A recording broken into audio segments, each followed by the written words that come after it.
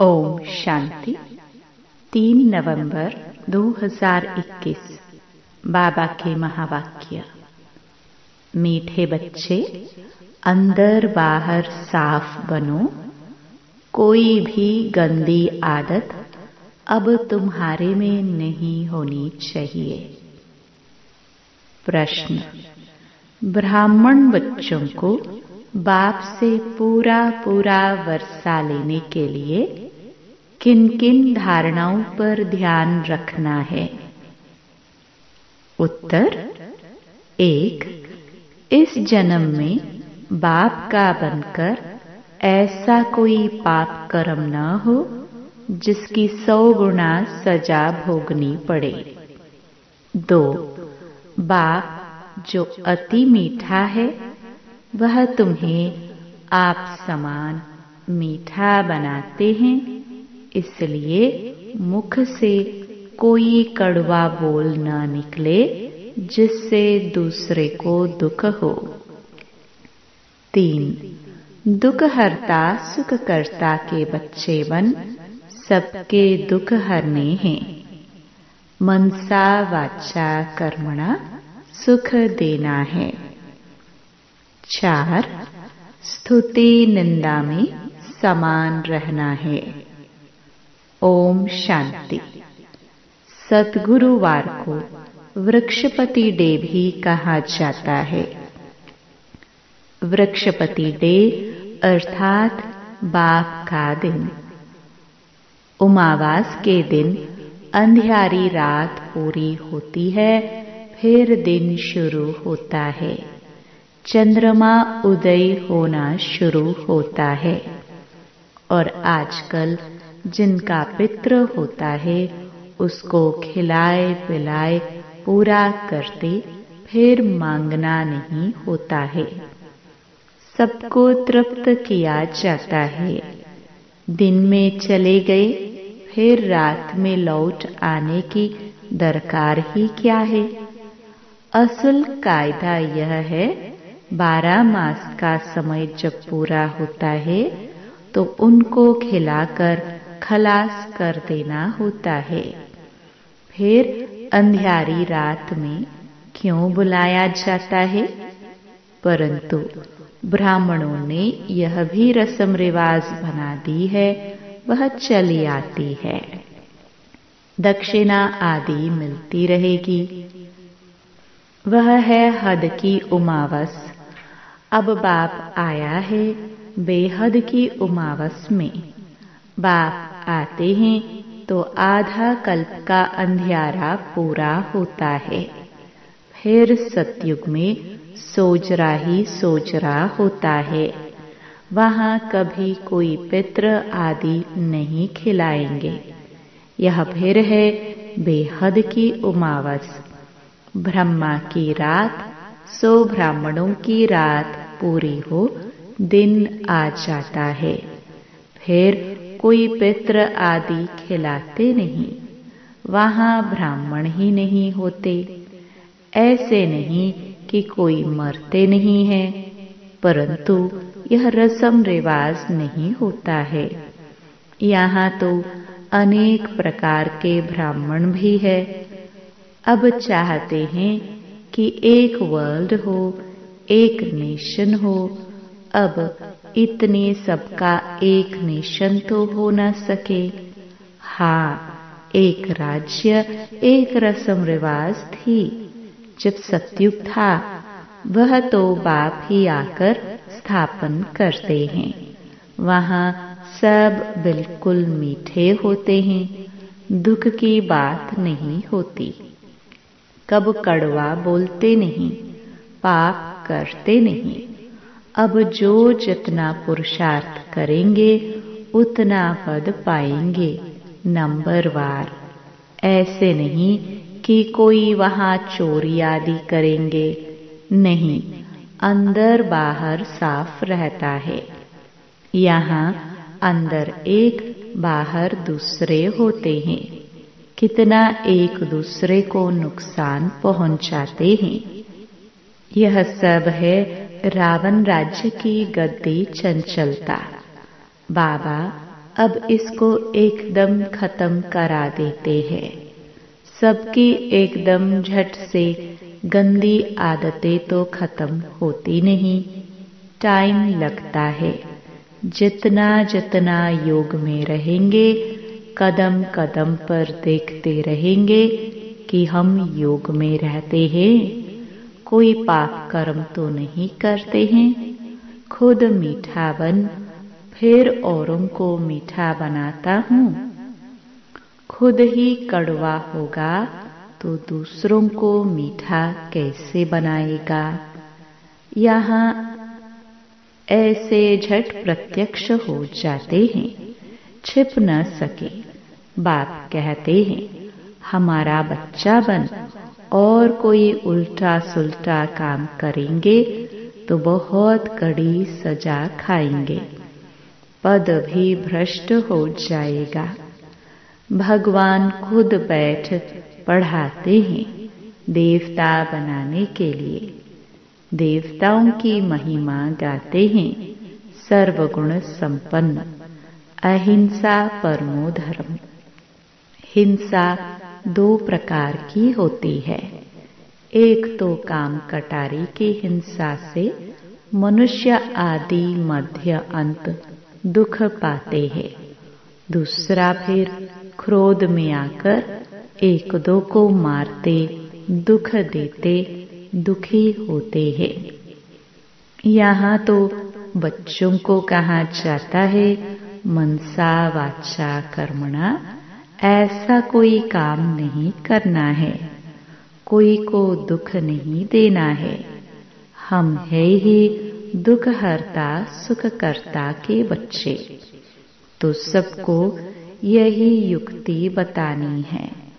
तुम कैसे दुख हरकर सुख दो, किए हुए कर्मों का हिसाब किताब चुकतू हो जाता है। यहाँ बाप समझाते हैं, इस जन्म में जो कुछ पाप कर्म किए हैं बतलाने से आधा कट जाएंगे, परंतु अनेक जन्मों के किए हुए पाप कर्म तो बहुत है ना सिर पर। अभी बाप समझाते हैं कि इस जन्म में भी ऐसा कर्म नहीं करना चाहिए जिसका पाप बने और फिर योग बल से अनेक जन्मों के पाप कर्म भस्म करने हैं। इस जन्म में बाप का बनकर कोई भी पाप कर्म नहीं करना चाहिए। ब्राह्मण बनने बगैर वर्षा मिल न सके। यह बाप दादा है ना, वर्षा तुमको उनसे मिलता है, इनसे नहीं। यह अपने को कुछ नहीं कहलाता है, यह तो सिर्फ रथ है, इनसे तुमको कुछ मिलता नहीं। रथ भी तो गाया जाता है, हुसैन का रथ निकालते हैं ना, घोड़े को कितना सजाते हैं। यह तो पतित तन है ना, यह भी अभी सज रहा है, अपने पुरुषार्थ से ही सजते हैं। इनकी बाबा तरफदारी नहीं करते हैं। यह तो बाबा कभी कभी हंसी करते हैं कि किराए तो मिलेगा ना, परंतु पुरुषार्थ जैसे तुम्हें करना है वैसे इनको करना होता है। यह लालच नहीं रहती कि हमको किराए देंगे। यह तो बाबा हंसी करते हैं। आत्मा तो योग बल से ही सतो प्रधान बनना है। जितना योग होगा उतना पावन बनेंगे और फिर आप समान भी बनाना है। तुम बच्चे जानते हो, जो अच्छे अच्छे सर्विस करने वाले हैं वह नामी ग्रामी हैं। बाबा सर्विस पर भेज देते हैं। बहुत मीठा बोलना होता है, कोई से लड़ना झगड़ना नहीं है। ब्राह्मण अगर कड़वा बोलते हैं तो कहेंगे इनमें तो क्रोध का भूत है। स्तुति निंदा में समान रहना चाहिए। बहुतों में क्रोध का भूत है, उससे बहुत नाराज होते हैं। ऐसा नहीं कि सबका क्रोध निकल गया है। जब तक संपूर्ण बनने का समय आए तब तक धीरे धीरे खाद निकलती रहेगी। ऐसे कोई कह ना सके कि हमारे में क्रोध नहीं है। कोई में जास्ती, कोई में कम होता है। कोई कोई का आवाज ही ऐसा होता है जैसे लड़ाई करते हैं। बच्चों को बहुत बहुत मीठा बनना है। यहाँ ही सर्वगुण संपन्न बनना है। विकार तो अनेक प्रकार के हैं ना। क्रोध करना, झूठ बोलना, यह सब विकार है। बाप कहते हैं, बच्चे अभी कोई विकर्म करेंगे तो बहुत सजा खानी पड़ेगी। वहां तो मेरे साथ दंड देने वाला धर्मराज है। यहाँ सजा मिलती है प्रत्यक्ष। धर्मराज की सजा मिलती है गुप्त। गर्भ जेल में भी सजाएं भोगते हैं। कोई को बीमारी आदि होती है, वह भी कर्म भोग है।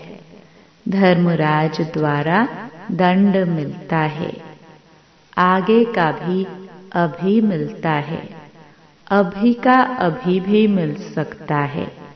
फिर गर्भ जेल में भी मिलता है।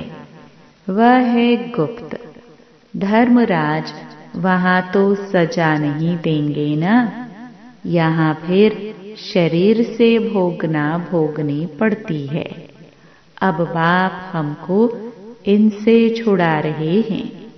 परमपिता परमात्मा और धर्मराज बाबा दोनों हाजिर है। अभी सभी के कयामत का समय है। हर एक की जजमेंट होती है। यह भी ड्रामा में नूंद है। जबकि तुम बच्चे समझते हो संपूर्ण बनना है तो कोई भी पाप कर्म नहीं करो। अपने कल्याण के लिए जितना हो सके उतना पूरा पुरुषार्थ करना चाहिए।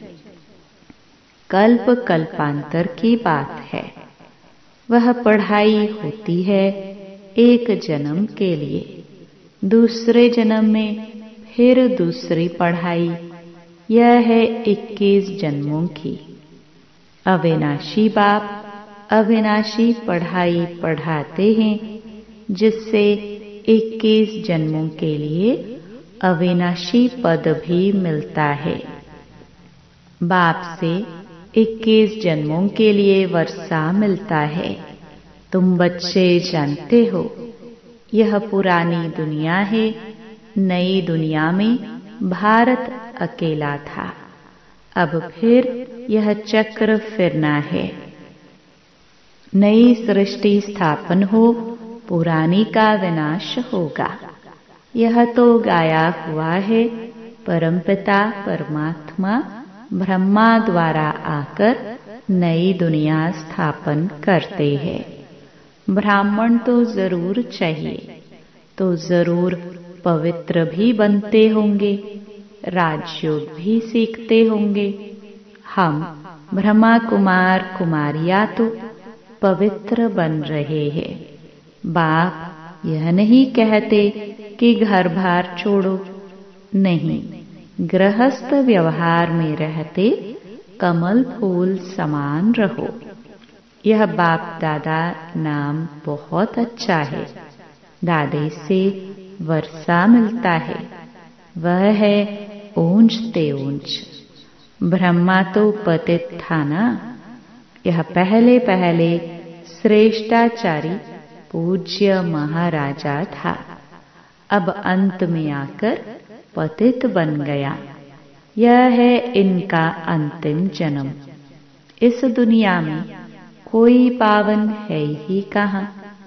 पावन दुनिया में कोई याद नहीं करते। गाया हुआ भी है, आत्मा परमात्मा अलग रहे बहुकाल। इसका हिसाब भी तुमने समझा। सूर्यवंशी जो है वह पहले पहले अपना वर्षा लेने आएंगे। अब आत्मा शरीर छोड़कर गई, कहते हैं स्वर्ग पधारा। फिर उनको नरक में मांगने की दरकार ही क्या है? कुछ भी समझते नहीं हैं। साधु संत आदि भी मरते हैं तो उनकी भी वर्षी मनाते हैं, भोग लगाते होंगे। जब कहते हैं ज्योति ज्योत समाया, फिर भोग क्यों लगाते, वर्षी क्यों मनाते? शरीर तो खलास हुआ, आत्मा भी गई, फिर आत्मा को बुलाने की क्या दरकार है? ज्योति में लीन हो गई, फिर आ कैसे सकती? अनेकानेक मत हैं। ऐसे भी कहते हैं मनुष्य मोक्ष पाता है, फिर आता नहीं। मोक्ष को पाया तो और ही खुशी मनाना चाहिए। पाठ बजाने से छूट गया, फिर तो उनको याद भी नहीं करना चाहिए। यह भी तुम जानते हो। सभी मनुष्य मात्र एक बाप को याद जरूर करते हैं। मानते भी सब भाई भाई है। तो भाइयों को बाप से वर्षा जरूर मिलना चाहिए। सर्व आत्माओं का सद्गति दाता एक है।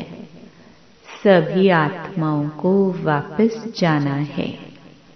मनुष्य मनुष्य को सद्गति कैसे दे सकते? इसलिए एक ही सर्व के सद्गति दाता का नाम मशहूर है। वही ज्ञान का सागर पतित पावन है। वह बाप आकर राजयोग सिखलाते हैं। सभी को रावण राज्य से छुड़ाते हैं। इनको बेहद की उमावास कहेंगे। आधा कल्प है बेहद की रात, फिर आधा कल्प है बेहद का दिन। यह खेल है। जब रिलीजियस कॉन्फ्रेंस वाले बुलाते हैं शांति कैसे हो, तो वहां बताना चाहिए एक धर्म एक मत सतयुग में ही होता है। उनको 5000 वर्ष हुए। वहां सुख शांति सब था। बाकी सब आत्माएं शांति धाम में थी। नई दुनिया में एक ही धर्म था।